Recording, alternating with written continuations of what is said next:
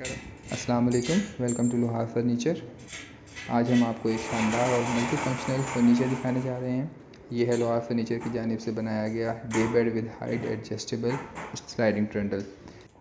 इसके height adjustable feature की वजह से आप इसको एज अ स्लाइडिंग ट्रंडल भी यूज़ कर सकते हैं और टॉप बेड की हाइट के बराबर रख के डबल बेड भी यूज़ कर सकते हैं। मतलब ये at a time double bed भी यूज़ हो सकता है और सिंगल बेड स्लाइडिंग ट्रंडल के तौर पे भी यूज़ हो सकता है।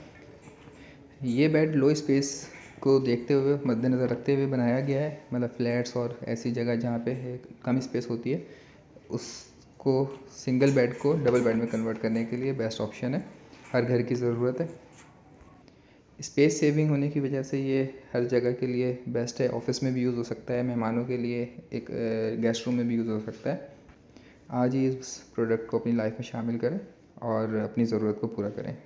For more videos, please subscribe our channel Lohar Furniture. For order and information, please contact on WhatsApp. Thank you so much.